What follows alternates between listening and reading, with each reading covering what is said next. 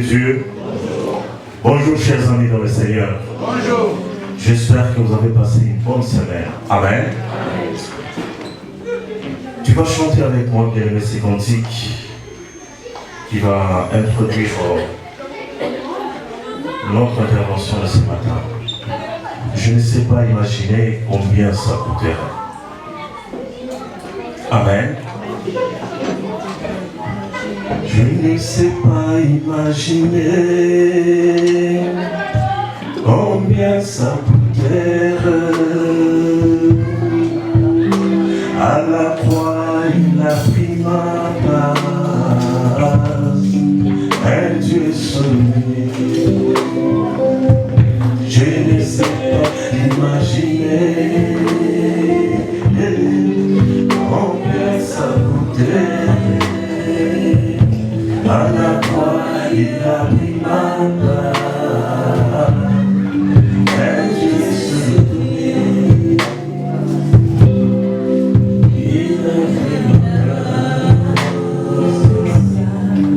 Il a pris ma place. Il a pris ma place. Il a pris ma place. Il a pris ma place.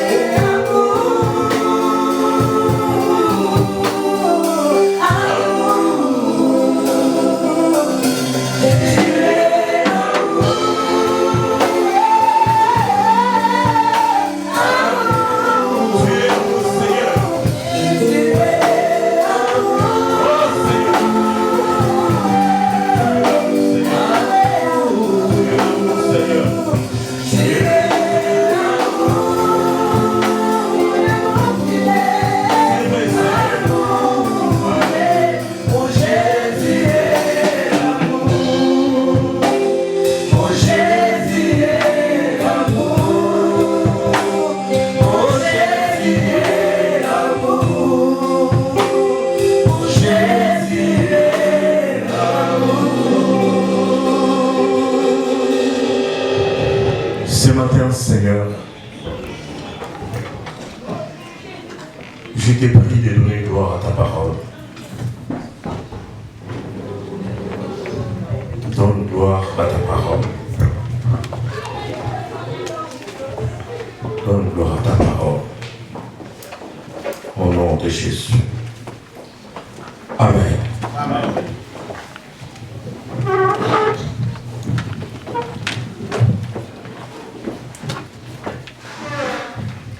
Bien-aimés dans le Seigneur,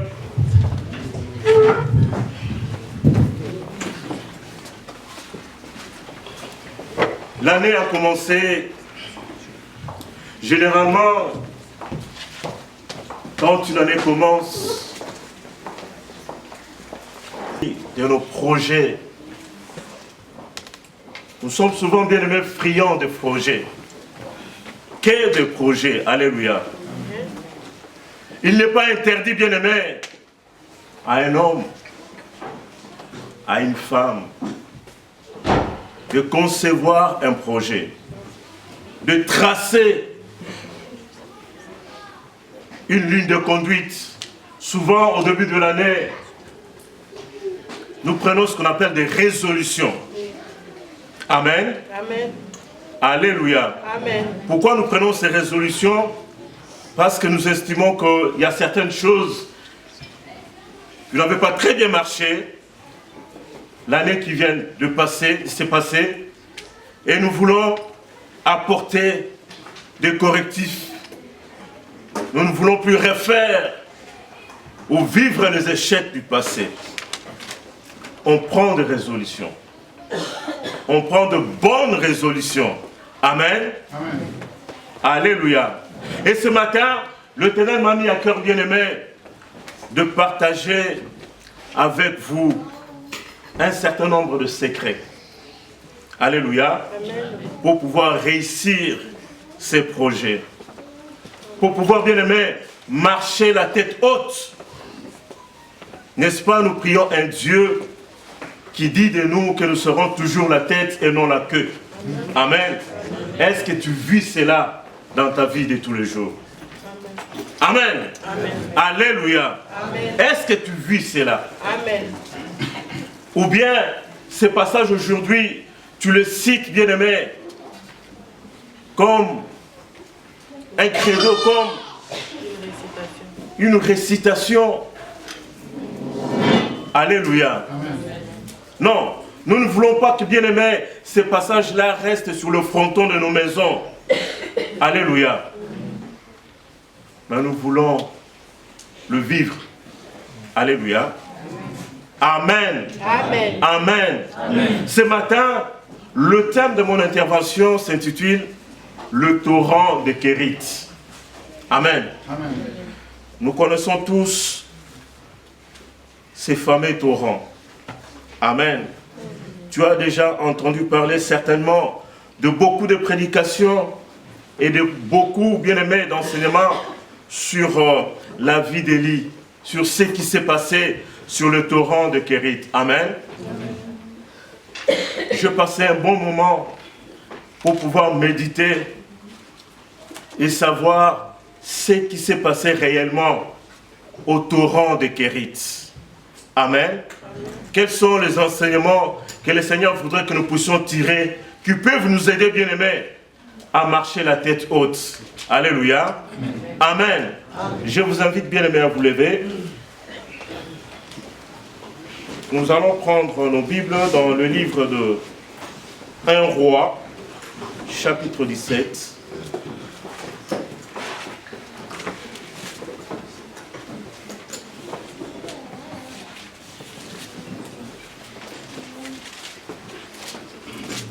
Un Roi 17.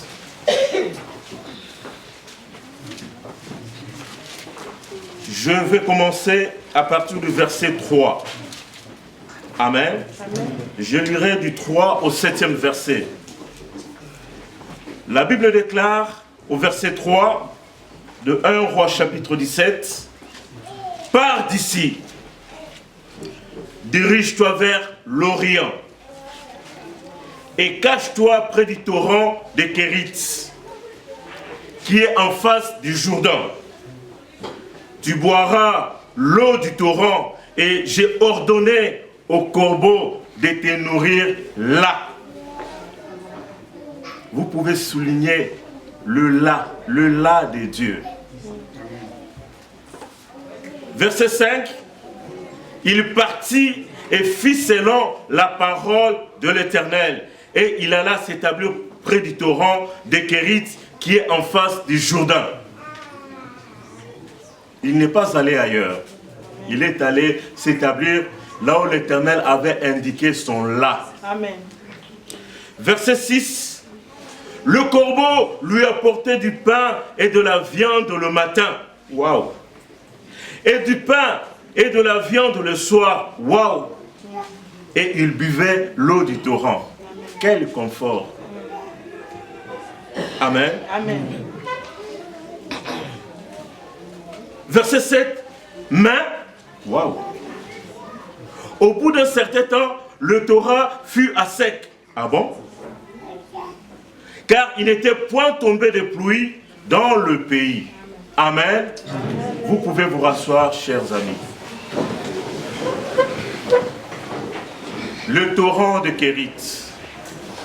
Un torrent, bien aimé, par définition, c'est un cours d'eau. Amen. Et tel qu'il est expliqué ici, ça doit avoir les critères d'un affluent.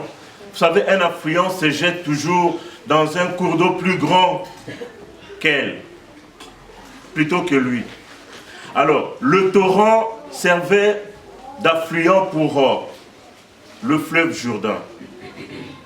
Le torrent de Kérit alimentait le fleuve ou allait se jeter dans le fleuve Jourdain.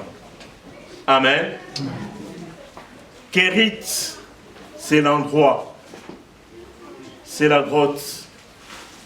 Kérit, c'est la tranchée en hébreu. C'est un lieu de cachette. Amen. Amen. Près de ces lieux de cachette, de cette tranchée, coulait un petit cours d'eau. Et ce petit cours d'eau allait alimenter le fleuve Jourdain. Le Seigneur va donner l'ordre à Élie. Je ne vais pas ici vous refaire l'histoire d'Élie. Vous connaissez tellement. Amen. Je veux essayer de m'appesantir sur le torrent, le lieu de la cachette. Le Seigneur lui dit, va à l'Orient. Va te cacher. Va te cacher au torrent. Quand tu vas te cacher là, sache que j'ai ordonné. J'ai commandé au corbeau de te nourrir là. Le serviteur obéit. Il alla se cacher. Et la Bible dit, le matin, ce n'était pas le petit-déj, hein, parce que ce que le corbeau apportait là, ce n'était pas le petit-déj. Généralement, le petit-déj, c'est un petit croissant, du lait, parfois un petit verre de jus aussi. Amen. Ça, c'est ce qu'on appelle le petit-déj. Mais Élie était dans un confort extraordinaire. Amen. Parce que le matin, il avait droit au pain et à la viande. Alléluia. Tu commences déjà ta journée avec la viande. Amen. Je ne sais pas comment tu vas travailler ces jours-là. Amen. Et à midi, on lui apporte encore le même repas, le même plateau. Le pain et la viande. Alléluia. Et tout ça assaisonné d'une eau pure qui passait près de lui. L'endroit bien aimé était bien choisi. Alléluia. Amen. Le Seigneur n'avait pas choisi au hasard cet endroit. Alléluia. Mais le Seigneur bien aimé aurait pu choisir autrement. Parce que c'était pendant la période où Élie fouillait le roi Akab et Jézabel. Parce que l'épée de Damoclès était sur la tête d'Élie, qui s'est permis de prononcer 3 années et 6 mois de famine en Israël. Et de prononcer la sécheresse pendant toute cette période-là. Le roi et sa femme n'ont pas pu supporter. Sa tête était mise à prix. Le Seigneur aurait pu décider autrement. Parce que bien aimé, pendant que Élie est envoyé en cachette dans le torrent de Kérit, quand vous allez dans le chapitre suivant, vous allez constater que dans la même période, il y avait un serviteur qui s'appelait Abdias, qui vivait, bien aimé, qui était gouverneur dans la maison du roi Akab.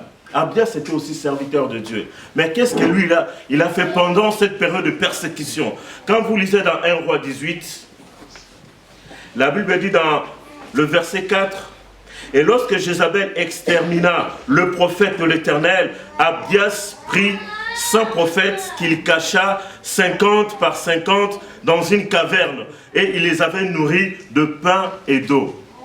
Alléluia. Amen. Quand vous lisez la Bible, faites toujours attention aux petits détails. Le Seigneur va envoyer Élie dans une caverne qui s'appelle le torrent.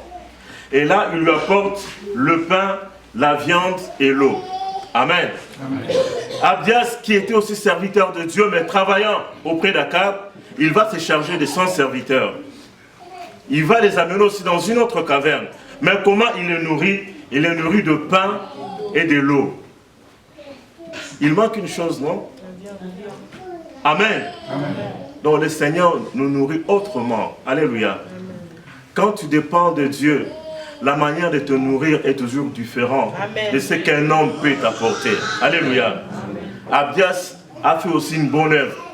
Mais il nourrissait les enfants de Dieu d'un régime de pain sec avec de l'eau. Alléluia. Alléluia. Il manquait un ingrédient de taille, la viande. L'Éternel a dit, toi Élie, je ne t'enverrai pas dans la même caverne que ceux qui sont nourris avec l'eau et le pain. Toi, je ferai de toi une caverne à part et tu auras un régime bien différent. Amen. Que représente pour nous, ou quelles sont les caractéristiques aujourd'hui du torrent de Kérit? Le torrent de Kérit, bien aimé, c'est un lieu que Dieu a recommandé à son serviteur. Alléluia. Élie ne s'y est pas rendu de son propre bon vouloir. Mais le Seigneur lui a dit, pars d'ici. C'était un ordre. Amen. Amen. Le torrent de Kérit, bien aimé, c'est aussi l'endroit que l'Éternel a choisi pour pouvoir nourrir son serviteur. Tout l'instant où il était dans cette caverne, dans ce torrent, il était dans la dépendance de Dieu. L'Éternel prenait soin de lui. Il ne manquait de rien. Le torrent de Kérit, bien aimé, c'est aussi le symbole d'un certain confort entretenu par la seule volonté de Dieu. Alléluia. J'ai expliqué ce confort. Un plateau de pain, de viande, le matin, à midi, le soir, tu es tranquille. Alléluia. Amen. Amen. Tu ne travailles pas, mais le Seigneur envoie des corbeaux. Alléluia. Tu passes des moments difficiles, mais tu arrives à boucler tes fins du mois. Amen. Mais cela, bien aimé, n'est possible que pour la personne qui vit dans la dépendance de Dieu. Amen. Alléluia. Amen. Amen. Amen. Quand tu vis étant tributaire de Dieu, tu vivras de miracles dans ta vie. Alléluia. Le torrent de Kérit, c'est le petit confort que l'Éternel a préparé pour son serviteur. Mais le torrent de Kérit, bien aimé, c'est aussi un lieu de retraite. Amen. Amen. Le Seigneur appelle son serviteur à un lieu de retraite. Généralement, bien aimé, quand tu vas en retraite, tu vas chercher à t'isoler de ton environnement habituel. Et tu le fais avec un objectif ou avec des objectifs. Alléluia. Alléluia. Amen. Et le Seigneur l'envoie dans ces lieux de retraite, pas par hasard. Alléluia. Amen. La vie d'Élie, bien-aimé, la vie cachée d'Élie ne nous est pas racontée. Amen. On nous présente dans 1 Roi chapitre 17 verset 1, quelqu'un comme ça qui apparaît subitement. On ne connaît d'où il vient. Alléluia. Amen. Mais le Seigneur l'avait préparé en cachette. Mais la préparation n'étant pas encore finie, les seigneurs avaient besoin de passer encore des moments d'intimité, je souligne bien les mots, d'intimité avec son serviteur. Alléluia. Quand on est en retraite, bien aimé, on reste dans l'isolement et dans l'intimité. Dans l'intimité avec son Seigneur. Et quand on est dans l'intimité avec son Seigneur, il se passe beaucoup de choses. Amen. Bien-aimé dans le Seigneur, c'est ici le moment pour moi de te dire qu'en cette année commençant, nous avons besoin aussi, toi et moi, dans cette caverne, d'aller, bien-aimé, de se donner un temps d'intimité avec notre Seigneur. Parce que dans l'intimité avec Dieu, le Seigneur commencera à te parler différemment. Tu auras des questions à poser, ces questions mériteront réponse derrière. Alléluia. Mais ce que je voudrais souligner ici, dans ces lieux de retraite, d'intimité, c'est que dans la vie d'un enfant de Dieu, l'intimité a 3 niveaux. L'intimité avec le Seigneur a 3 dimensions. Amen. Amen. On peut être l'intime de Dieu en qualité du serviteur. Alléluia. Amen. On peut aussi être en intimité avec le Seigneur en qualité d'ami. Mais on peut aussi être bien-aimé, et ça c'est le sommet, c'est le niveau ultime, suprême. Vivre en intimité avec Dieu en tant qu'épouse. Amen. J'ai dit intimité en tant que serviteur, en tant qu'ami, et le niveau suprême en tant qu'épouse. Alléluia. L'intimité n'était pas, bien aimé, l'objet de mon intervention de ce matin. Mais je vais essayer de vous expliquer les 3 dimensions de l'intimité qu'on peut développer avec Dieu. Mais avec l'objectif, bien aimé, d'atteindre le niveau suprême de l'intimité en tant qu'épouse. Mais tu pourras te poser la question, mais ne suis-je pas épouse du Seigneur? Alléluia. Amen. Pourquoi dois-je encore développer une intimité alors que la Bible appelle l'Église l'épouse du Seigneur? Et le Seigneur viendra pour prendre son épouse dont je fais partie, dont je suis membre. Tu peux te poser cette question. Elle est légitime. Mais tu auras ta réponse au développement de ma pensée. Alléluia. Et c'est que le Seigneur a mis dans mon cœur. Amen. Nous développons d'abord, bien aimé, l'intimité d'un enfant de Dieu en tant que serviteur. Amen. Et là, je vais demander à mon bien-aimé Arnold de nous lire Jean 15, versets 14 à 15. Il est là, mon bien-aimé? Oui. Jean chapitre 15, je lis à partir du verset 14 à 15. Vous êtes mes amis, si vous faites ce que je vous commande. Je ne vous appelle plus serviteur, parce que le serviteur ne sait pas ce que fait son maître. Amen. Amen. Mais je vous ai appelé ami, yes, parce que je vous ai fait connaître tout ce que j'ai appris de mon Père. Yes. Merci mon bien-aimé. Amen. Amen. Bien-aimé dans le Seigneur, l'année vient de commencer. Alléluia. C'est le moment pour chacun de nous, comme je l'ai dit, de prendre des résolutions et de voir quel est le niveau d'intimité que j'ai aujourd'hui avec mon Dieu. Alléluia.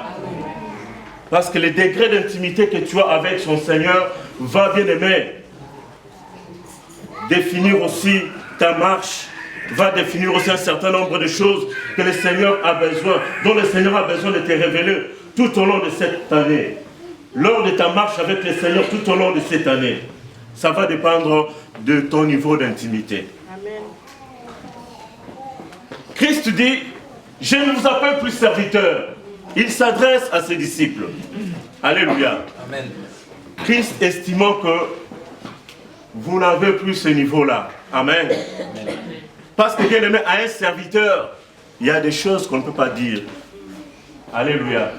Un serviteur va rester au niveau du serviteur. Et va œuvrer en tant que serviteur. Va poser des actes limités en tant que serviteur. Il est difficile, bien aimé, à un serviteur d'entrer dans la confidence du chef, de son maître, du roi, et ici de notre Seigneur. Et pour preuve, un jour, quand vous lisez 1 Samuel chapitre 9, le dernier verset 27, il se passe une chose. Alors que le Seigneur va visiter Samuel et dire à Samuel, tu vas rencontrer sur ton chemin une personne. Cette personne-là fait partie de la famille de Kis. C'est le fils Akis. Il s'appelle Saoul. C'est lui que j'ai choisi. Et c'est cette personne-là que tu oindras d'huile. Mais le Seigneur lui a dit, tu vas le rencontrer sur le chemin. Le Seigneur va organiser le scénario. Kis va perdre ses ânesses. Il va demander à son fils, va à la recherche des ânesses perdues. Saoul va prendre avec lui son fidèle serviteur, l'homme de confiance. 3 jours après, il n'arrive toujours pas à retrouver les ânesses. Et la petite provision, ou la provision qu'ils avaient pour 2 personnes, cette provision-là a fini. Ils vont rencontrer en cours de route des jeunes filles qui vont leur dire, voilà, si vous cherchez la maison du voyant, à cette époque-là, le voyant, c'était le prophète. Il peut vous renseigner sur beaucoup de choses, même sur la perte de ses ânesses. Sa maison se trouve là-bas. Saoul et les serviteurs vont aller. Samuel va les recevoir. Il va préparer un buffet. Ils vont manger. Et après, ils vont aller dans le haut lieu qui était prévu où Samuel faisait l'office avec les enfants d'Israël. Mais quand ils sont sortis et chemin faisant, Samuel avait besoin, bien aimé, de révéler la pensée de Dieu à Saoul. Mais qu'est-ce qui se passe? Samuel va dire à Saoul, dis à ton serviteur de passer devant. Amen. Et pourtant ce serviteur-là, il a sorti même de son argent. Parce que Saoul lui avait dit, on ne peut pas aller vers l'homme de Dieu, même réduit. Le serviteur lui a dit, non, moi j'ai encore quelque chose dans la poche. C'était vraiment un homme de confiance. Amen. Mais quand il s'est agi, bien aimé, de révéler les secrets que Dieu avait donné à Samuel, ils vont dire au serviteur, va devant. Toi, tu ne peux pas écouter ça. Alléluia. Et pourtant, c'est un homme de confiance. Et pourtant, il s'est même servi de sa poche pour provisionner. Alléluia. Les voyages. Mais quand il s'agit, bien aimé, de choses sérieuses, on va dire au serviteur, toi, va devant. Tu ne peux pas écouter ça. Voilà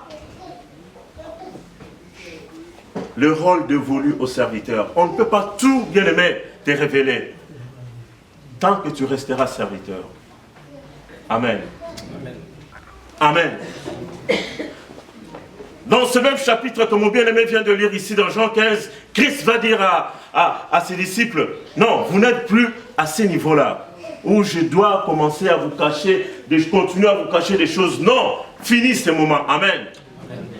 Maintenant, je vais vous parler sans filtre, parce que vous êtes devenus mes amis.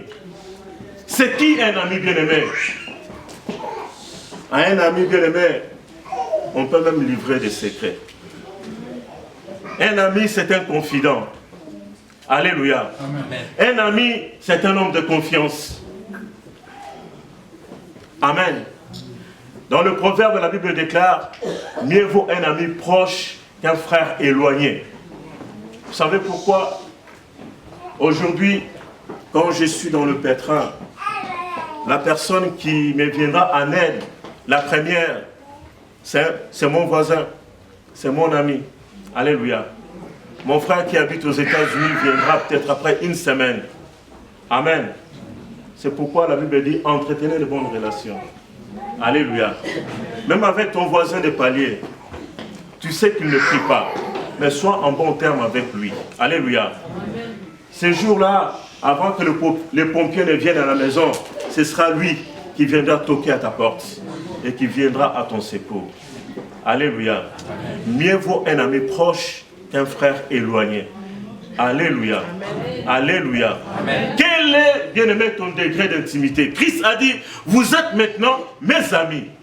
Alléluia. À un ami, comme je l'ai dit, on parle sans filtre. Bien-aimé, à quoi consiste l'intimité en tant qu'ami?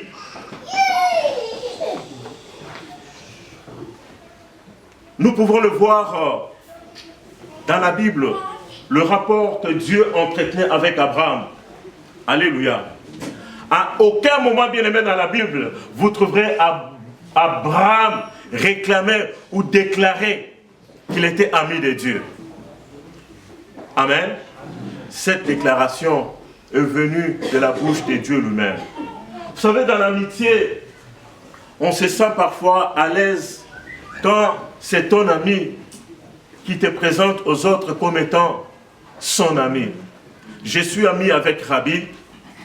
Je préfère que Rabbi me dise, frère Michel est mon ami. Alléluia. Je préfère que ça sorte de la bouche de l'autre. Amen. Et Abraham, avec Dieu, c'était ces relations-là d'amitié. Un jour, alors que le Seigneur, dans Genèse 18, a décidé de détruire Sodome et Gomorrhe,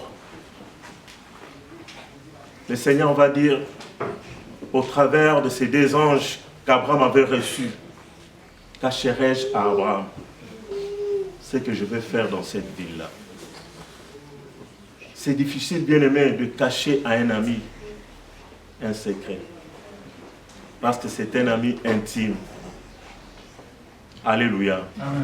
L'Éternel ne te cachera pas des choses, bien aimé, quand tu vis ton intimité avec lui comme étant ami. Alléluia. Même pour cette année qui commence, le pasteur nous a dit que c'est une année de portes ouvertes. Quand tu vas dans la caverne, dans l'isolement, donne-toi, bien aimé, ces temps-là d'isolement pour chercher la face de Dieu.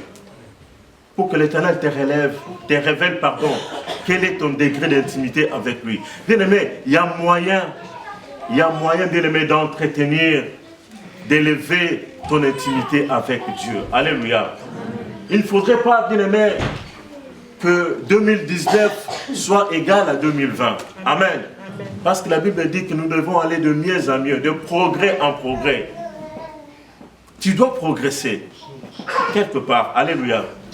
Progresser dans ton ministère, progresser dans ton travail, progresser dans tes relations entre époux et épouse, mais progresser aussi dans l'amour envers tes enfants, progresser aussi, bien aimé, dans le ministère. Progresser, bien aimé, dans l'église du Seigneur, dans l'œuvre de Dieu. Paul va dire à Timothée, il faut que tes progrès soient évidents, visibles, remarquables. Si tel n'a pas été le cas l'année passée, c'est ce que tu dois essayer de faire cette année, bien-aimé. Tu dois cultiver, tu dois entretenir cette intimité. Et là, tu sauras réellement quel est le degré d'intimité, le niveau d'intimité que tu as avec ton Seigneur. Es-tu au niveau du serviteur-servante? Ou es-tu arrivé au niveau d'ami? Alléluia. Amen. Quand vous lisez, bien aimé, dans Ésaïe 48, verset 8, le Seigneur dit, 41, pardon, verset 8, « Toi, Israël, mon serviteur, Jacob, toi que j'ai choisi, descendant d'Abraham, mon ami. » Il appelle Abraham son ami, mais Jacob son serviteur. Ce n'est pas par hasard que c'est écrit dans la Bible comme tel. Alléluia. Donc c'est Dieu lui-même qui déclare par la bouche du prophète Ésaïe qu'Abraham était son ami. Vous avez également un autre exemple d'amitié que le Seigneur s'est noué. C'était avec Moïse. Alléluia. Et là encore, bien aimé, c'est criant. Quand vous lisez dans Nombre, chapitre 18, verset 8, c'est le reproche que l'Éternel fait à Aaron et à Marie. Parce qu'ils ont critiqué l'ami de Dieu. Amen. Il va se présenter devant eux. Il dit, venez vous. Vous savez, quand moi je vais vous parler, toi Aaron et Marie, je passe par des prophètes pour vous parler. Amen. C'est-à-dire que je n'ai pas une intimité directe avec vous deux, même si vous êtes mes serviteurs. Amen. Mais c'est lui que vous critiquez, celui-là, si je vais lui parler, je lui parle bouche à bouche, face à face. C'est le Seigneur lui-même qui fait cette différence. Et pourtant, tous sont serviteurs. Tous sont serviteurs de Dieu. Mais le Seigneur fait la part des choses. Alléluia. Amen.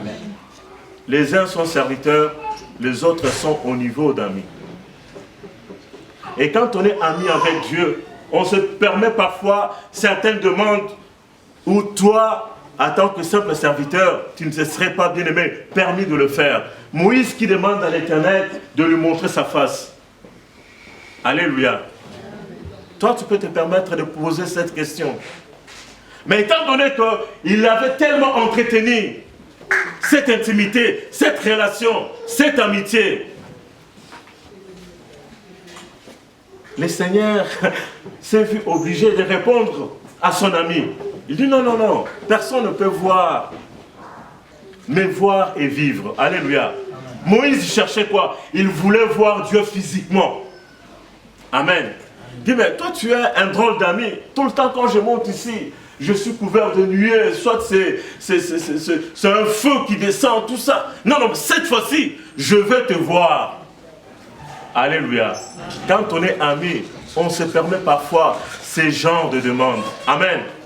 À un ami, on ne refuse rien. Et l'Éternel ne lui a rien refusé. Amen. Même s'il n'a pas vu Dieu physiquement, Dieu lui a permis de voir sa face. Son dos, pardon. Alléluia. Alléluia. Parce que personne ne pouvant voir Dieu et vivre. Alléluia. Il a tout de même répondu à la demande de son ami. Il est difficile, bien aimé, de refuser quelque chose à un ami.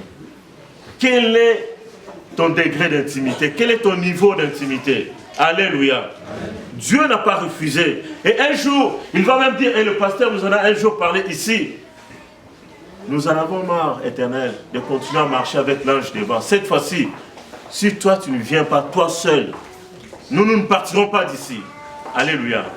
Bien-aimé, pour avoir une telle exigence vis-à-vis de l'Éternel, il faut cultiver cette amitié, cette relation. Il n'est pas donné à n'importe qui. Alléluia. Même quand nous prions, parfois on se met certaines limites pour demander telle ou telle autre chose. Parce que dans ton conscient, tu te dis, ah, je ne suis pas encore ami. Tu le fais inconsciemment. Mais là, tu te mets dans ton conscient que tu n'es pas encore ami de Dieu. Ah, ça, je ne peux pas demander. Ah, ça, je ne peux pas demander. Tu te fais des limites par rapport à tes prières. C'est comme si Dieu était limité à certaines demandes. La Bible dit tout ce que vous demanderez en priant. Mais est-ce que nous demandons tout? Alléluia. Nous nous mettons des limites. C'est à ce niveau-là, bien-aimés, nous nous rabaissons au niveau du serviteur parce que nous estimons qu'il y a certaines demandes où il ne faut pas faire des prières. Alléluia. Sinon, Dieu n'écoute pas. Sinon, le Père va se fâcher. Non. Soyons comme des enfants. Revêtons l'image des enfants. Quand un enfant vient faire une demande devant son papa, il ne regarde pas le bulletin de salaire de son papa. Alléluia. Il ne considère même pas le solde bancaire du compte de son papa. Alléluia. L'enfant vient, il fait toutes sortes de demandes. Il regarde à la télé, il voit un Airbus voler. Il dit, papa, il faut que tu m'achètes cet avion-là. Tu ne vas pas dire à l'enfant, non, je suis smicard. Je gagne le SMIC. L'enfant ne sait pas ce que c'est le SMIC. Amen. Il sait que mon papa est à mesure de m'acheter un Boeing. C'est ça. Alléluia. L'enfant sait que mon papa est capable de me donner ça. Mais c'est cette confiance-là aveugle que doit avoir un enfant de Dieu vis-à-vis de notre Père. Alléluia. Amen. Mais nous nous mettons des filtres. Ah, ça, je ne peux pas demander. Ah, ça va peut-être provoquer le courroux de Dieu. Alléluia. Et pourtant, c'est lui-même qui dit, faites en tout lieu et en tout temps toutes sortes de prières avec des supplications. Alléluia. Amen. Quel est, bien-aimé, ton degré d'intimité? La Bible l'explique très bien, bien-aimé, au jour des noces. Quand vous lisez dans Apocalypse chapitre 19, on nous explique le noce avec l'agneau. Mais tu t'es dit, mais frère Michel, pourquoi tu nous dis d'entretenir notre intimité jusqu'au niveau d'épouse? Ne suis-je pas épouse? Alléluia. Bien-aimé dans le Seigneur, je voudrais te dire ceci. Nous sommes frères et sœurs de Christ. Alléluia. Amen.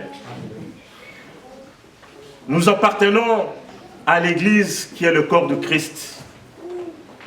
Amen. Que nous appelons épouse. Amen.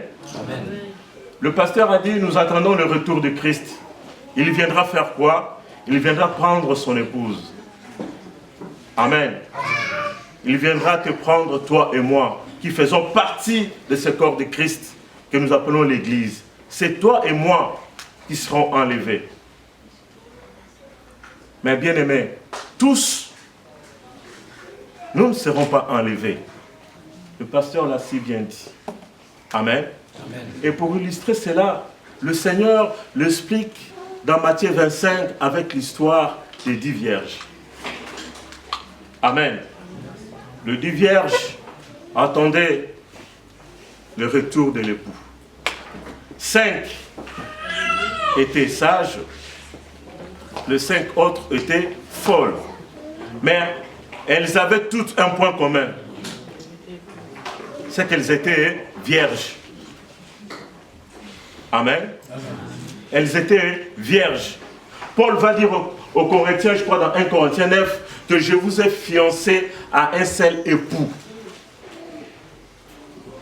Afin que vous soyez conservés comme une vierge pure. Amen. Donc là, Paul nous introduit encore la notion de fiancé. Amen.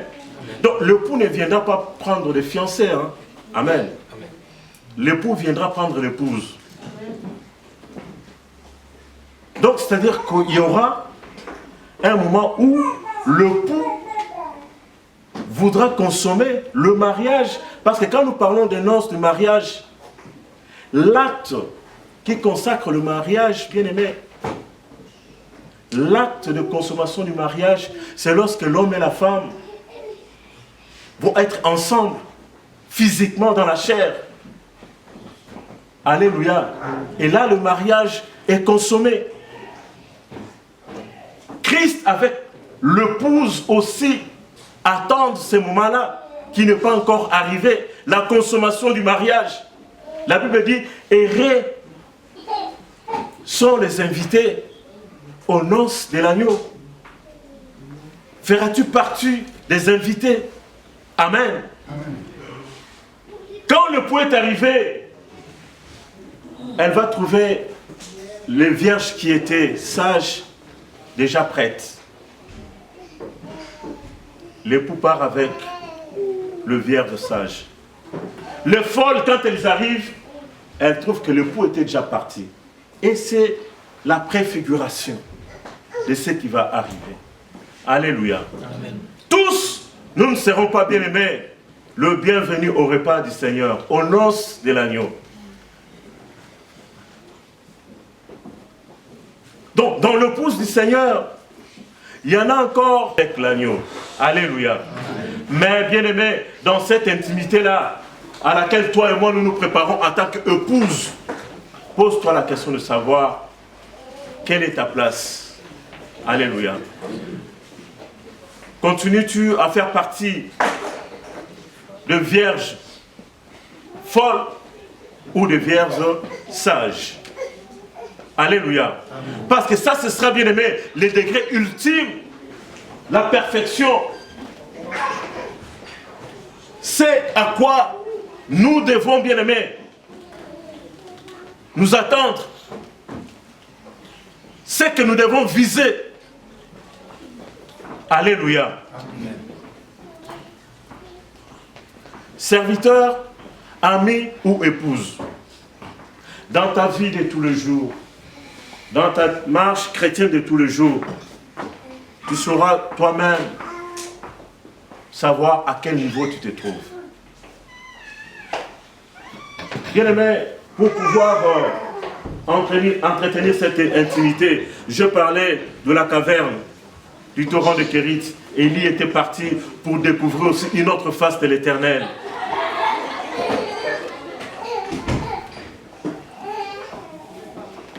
Certains ont eu le privilège d'être appelés amis de Dieu parce qu'ils ont tout simplement obéi. Dieu va dire à Abraham, quitte ton pays, va vers le pays que je t'indiquerai. Et l'homme se lève sans poser de questions. L'écoute, l'obéissance, la foi, ce sont les ingrédients bien-aimés du miracle. L'écoute, l'obéissance, la foi, ce sont les ingrédients. Mais après, il faut exécuter. Il faut poser des œuvres, des actes de foi. Abraham s'est levé, a posé des actes de foi. Il est parti. Sans qu'on lui indique là où il allait. Alléluia. Tu peux aussi le faire, bien-aimé. Pour cette année, tu te dis, je vais redorer ou renouveler ma marche avec mon Dieu.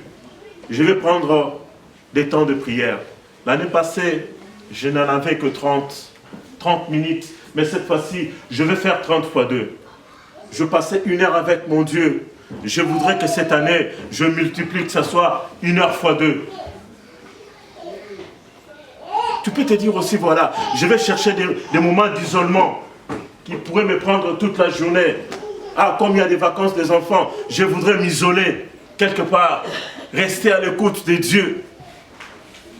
Bien-aimé, quand on reste dans l'isolement avec son Dieu, vous ne passerez pas un dialogue de sourds. Tu parleras, il répondra. Il parlera, tu répondras. Parce que c'est un dialogue. Alléluia. Amen. Mais bien aimé, la caverne, comme je l'ai dit, c'est un moment d'intimité, c'est un lieu de retraite. Mais là, comme je l'ai dit, Dieu va nourrir son serviteur de pain, de viande, mais aussi de l'eau. Mais voilà qu'un jour, dans le verset 7, la Bible dit « main ». Alléluia. Amen. Alors, quand j'étais en train de méditer ces passages, j'ai dit « mais pourquoi on met encore un « main » alors que c'est Dieu qui a parlé? Alors que le corbeau continue à nourrir le serviteur. Mais qu'est-ce vient faire encore le « main » Alléluia. La Bible dit « mais un jour », il s'est trouvé que ce torrent devint sec.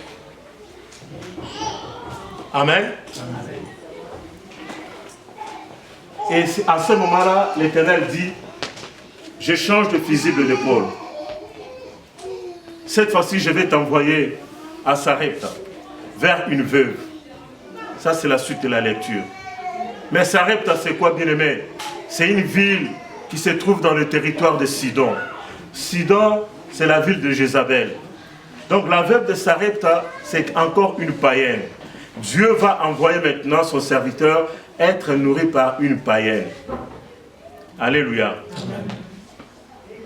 Aujourd'hui, ça risque de créer problème. Amen. On voit le pasteur Anatole, au lieu d'aller vers frère Michel, il va plutôt solliciter la générosité des païens. C'est un problème. Aujourd'hui, ça poserait problème. Alléluia. Mais là, c'était sur recommandation de Dieu. Mais le plus important, ce n'est pas la ville de Sarepta. C'est qu'un jour de Dieu peut aussi avoir une limite. Alléluia. C'est là tout le problème. Amen. Le là de Dieu peut avoir aussi une limite. C'est ce que nous, enfants de Dieu, nous avons du mal à comprendre. Alléluia. Nous voulons rester dans la nostalgie. Alléluia. Le Seigneur nous avait habitués à nous nourrir au travers de corbeaux. Et pour nous, c'est comme ça que ça doit marcher tous les jours. Alléluia. Il voulait dire à Élie que moi, Dieu, je suis un, mais j'agis sur une diversité d'opérations. Je ne te limiterai pas seulement au corbeau, mais tu sauras que je peux te nourrir aussi au travers d'une païenne. Parce qu'après une païenne, c'était un ange qui l'avait nourri. Donc, regardez le cheminement, le corbeau, la païenne et l'ange. C'est là où, bien-aimé, se trouve ton problème à toi et à moi. Nous avons du mal parfois à avancer avec le Seigneur.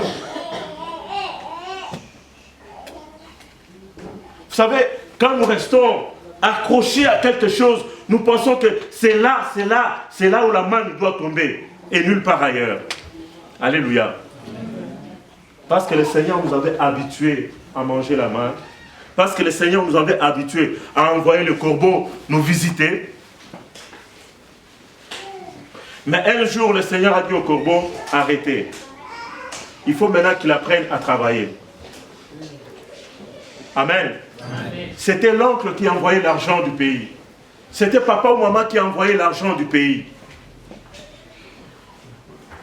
L'oncle, c'était ton corbeau. La tante fuit ton corbeau. Ou ton papa continue à être ton corbeau. Mais tu dois comprendre, bien-aimé, pour que le Seigneur te fasse comprendre que il faut que tu apprennes aussi à voler de tes propres ailes. Un jour, il va dire à ses corbeaux, arrête. Alléluia. Tu vas apprendre un jour que les affaires de ton oncle ne marchent plus. C'est lui sur qui tu t'appuyais. Tu vas apprendre un jour que cette tante-là est décédée. Tu risques même de précipiter la mort de ton père. Hein? Parce que Dieu est capable, pour faire comprendre à son enfant, de donner même la vie d'une personne, si tu n'arrives pas à comprendre. Alléluia. Parce que tu le considérais comme étant ta colonne, ton pilier, ton appui. Le Seigneur va lui dire, je vais arrêter. C'est là, bien aimé, que tu comprendras que non, le Seigneur m'appelle à autre chose. Alléluia. Élie pouvait réclamer, il dit, non Seigneur, laisse-moi ici, je me sens tellement bien. Jacques dit, Élie était un homme de même nature que nous. Dans le raisonnement que je fais, il aurait pu faire aussi, même si ce n'est pas écrit. Je suis bien ici, je ne travaille pas, mais je suis nourri tous les jours. Mais un jour, ça pourra finir. Et tu devras bien aimer apprendre à te lever le matin et aller travailler. Amen.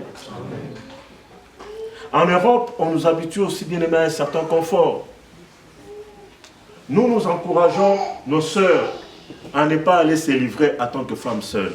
Nous sommes église, nous devons vous le dire. Alléluia. Parce que ça vous habitue à un certain confort. Amen. L'assistant prend soin de moi. On me paye la maison, on me paye le loyer. Mais pourquoi tu ne te maries pas avec ton frère? Quand le frère apprend que les assistantes vont venir à la maison, ce jour-là, mon frère, tu n'es pas à la maison. Alléluia. Amen. Mais on se demande toujours, mais ces assistances-là sociales qui viennent à la maison, ils voient des enfants. Et ces enfants-là naissent comment? Ils tombent comme ça du ciel. C'est qu'il y a un homme qui rôde quelque part ici. Amen. Mais dans tous les cas, ils savent que c'est leur boulot. Donc, si ils ne font pas ce boulot-là à la CAF, ils n'auront pas d'autre boulot. Donc, ils acceptent ça malgré eux. c'est la situation qui veut ainsi. Mais toi, en tant que frère, toi, en tant que sœur, nous, Église, nous te disons, il faut qu'un jour tu réfléchisses à ta situation. Amen. Amen. Tu as quitté le pays, tu as le statut de marié, tu arrives ici, femme seule. Et tu veux vivre comme ça parce qu'à la fin du mois, tu as 800, 900, 1200. Un jour, le Seigneur dira, non, je vais arrêter ces corbeaux-là de la CAF. Il faut que tu apprennes à travailler. Amen. Amen. Parce que quand tu travailles, tu vas cotiser et à la fin, tu auras une retraite. Amen. Quand tu travailles, tu apprendras bien à te lever le matin, à bouger. Alléluia. Amen. Là où tu as envoyé 500 € en Afrique, tu pourras peut-être commencer à envoyer 1200. Parce que tu auras un salaire de 2000, 2800, parce que l'envie de formation va venir. Le Seigneur va t'ouvrir les portes. Alléluia. Amen. Est-ce que tu n'as pas compris? Élie l'a compris, il n'a pas discuté. Bien-aimé, Dieu est capable de nous prendre en charge. Mais si nous marchons selon les conseils de Dieu, amen, selon les conseils de Dieu. Comment tu ne peux pas comprendre qu'avec ces boulots-là, tu ne pourras pas avancer? Mais pour toi, bien-aimé, les 550 € que tu gagnes pour la fin du mois, ça suffit pour moi. Non. Le jour où on va te licencier, tu ne comprendras pas pourquoi. Mais le Seigneur le voudra parce qu'il veut te faire savoir qu'il faut que tu ailles de l'avant. Amen. Ce que tu vois comme confort, c'est un mini-confort pour toi. Le Seigneur t'appelle pour de grandes choses. Amen. Amen. Non, Seigneur, laisse-moi dans cette caverne, je suis bien. Alléluia. Mais le Seigneur te voit d'un certain autre niveau. Pourquoi continues-tu à te considérer comme serviteur d'un certain niveau bas, alors que le Seigneur voudrait que tu atteignes un autre niveau? Le Seigneur bien-aimé va provoquer des choses autour de toi que humainement parlant tu ne comprendras pas. Je vais vous donner un petit témoignage me concernant. Quand je finis les études ici, j'ai commencé à travailler dans l'informatique. Dans ma première boîte, on me payait vraiment, je vais dire, par rapport à mon niveau et à mon expérience, je vais dire un salaire de misère. Mais pour moi, ça me contentait. Amen. Parce que j'arrivais à payer mon loyer, à envoyer l'argent à maman Fifi et à Samuel, ça me suffisait. Amen. Mais je voyais les gens qui avaient le même niveau que moi, la même compétence que moi, avoir des salaires un peu plus élevés que moi. Et je me disais, est-ce que ça, ce n'est pas du racisme? Ça commençait à trotter dans ma tête. 3, 4, 5, 6 ans. Mais pour moi, c'était suffisant. Le Seigneur va permettre que je me rébelle auprès de mon patron. J'ai dit, tu as tellement fait des promesses à Michel, cette fois-ci, si je ne vois pas mon salaire revalorisé, je vais quitter. Mais il n'a pas non plus exécuté. Le Seigneur a fermé son cœur. Je suis parti. Et là, je suis allé dans une autre entreprise. Et c'était quoi? Le salaire que j'avais a été multiplié par 2. Alléluia. Mais quand j'ai quitté le travail, je suis allé m'inscrire en Pôle emploi. C'était difficile. Mais dans le même mois, j'ai trouvé le travail. Parce que dans notre secteur, c'est difficile de manquer du boulot, dans l'informatique. Et les salaires qu'on m'a donnés, c'était le double de ce que j'avais avant. Amen. Amen. Donc, je pouvais me contenter, bien-aimé, de ce pain, de cette viande et de cette eau fraîche qui coulait juste à mes côtés au torrent de Kérit. Le Seigneur dit, tu n'as encore rien vu. Amen. Amen. Amen. Alléluia. Amen. Mais, bien-aimé, pour comprendre ça, il faut rester dans la confidence de Dieu. Être à l'écoute. Parce qu'ici, quand vous lisez dans le verset 8, le Seigneur réapparaît encore à Élie pour lui dire, cette fois-ci, va chez la veuve de Sarepta. Peut-être ce matin, l'Éternel te dit, va. Alléluia. Amen. Tu te dis, mais frère Michel, comment je peux faire? Parce que c'est pour ça, c'est mon premier boulot. J'ai dit, mon bien-aimé, il n'y a pas de problème. Mais il ne faut pas que ce soit ton dernier boulot. Amen. Reste à l'écoute de Dieu. Sois confiant avec l'Éternel. Mets ta voix en épreuve. Pose les actes de foi. Alléluia. Parce que cette année, notre pasteur, par révélation, nous a dit, c'est une année de portes ouvertes. Cette porte est ouverte aussi pour la mission. Alléluia. Cette porte est ouverte aussi, bien-aimé, pour ton travail. Cette porte est ouverte aussi, bien-aimé, pour ta vie spirituelle. Il faut que tu changes de dimension. Amen. Nous avons parlé d'intimité ici. Alléluia. Amen.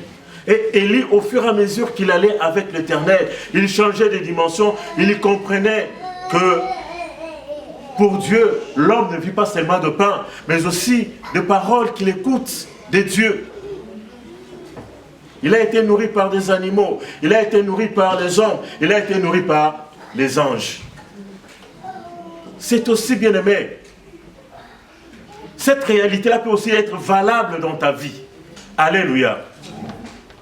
Ne t'accroche pas, bien-aimé, au torrent de Kérit. Un jour, il deviendra à sec. Maman Fifi laissait ma maison à Kinshasa, le bien-aimé l'a surnommé torrent de Kérit. Amen. Je ne savais pas pourquoi mes frères parlaient des torrents de Kérit. Mais après, quand j'ai lu l'histoire d'Élie, je comprenais pourquoi il appelait ma maison les torrents de Kérit. Mais aujourd'hui, cette maison-là est devenue à sec.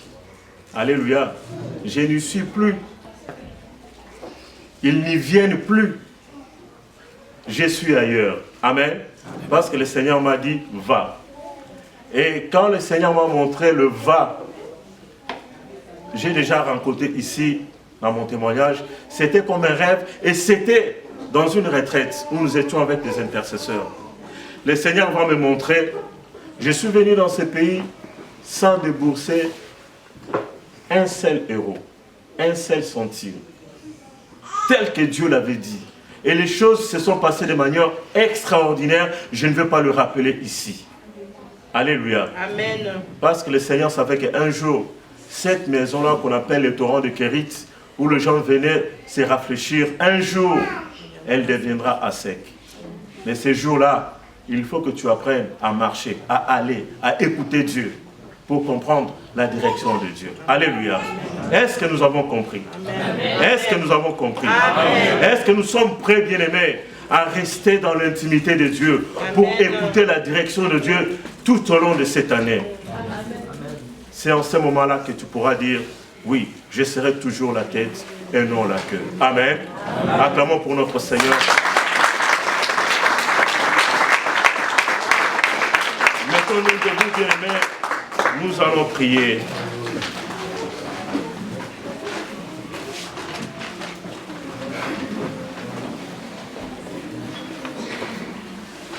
Bien-aimés, le Seigneur pourvoit toujours à nos besoins. Bien que multiple, il n'est jamais surabondant, surchargé par nos demandes. L'humanité est faite de 6 milliards d'âmes. Les 6 milliards peuvent au même moment prier et notre Seigneur n'est jamais troublé. Amen.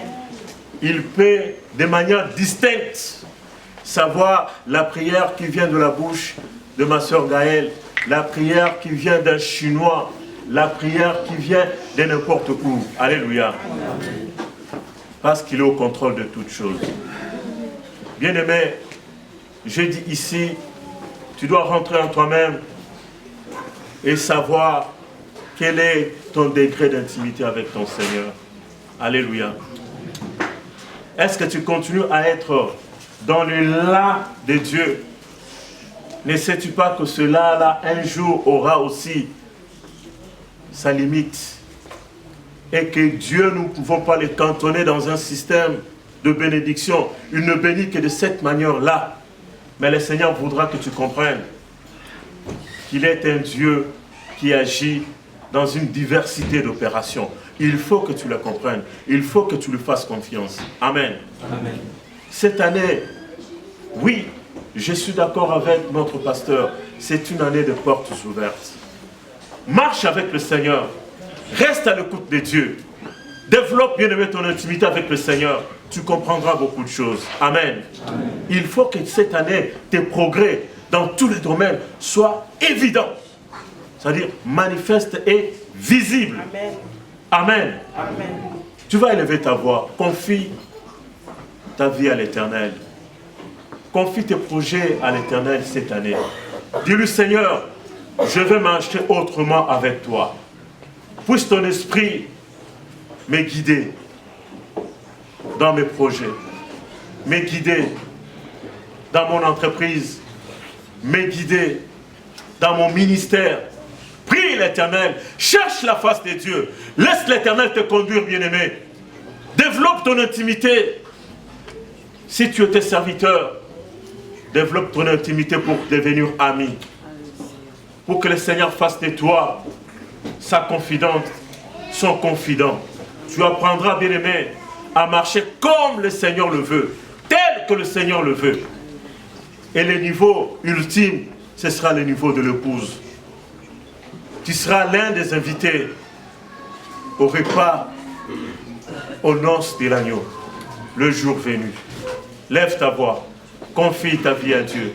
Confie cette année entre les mains du Seigneur. Prions l'Éternel.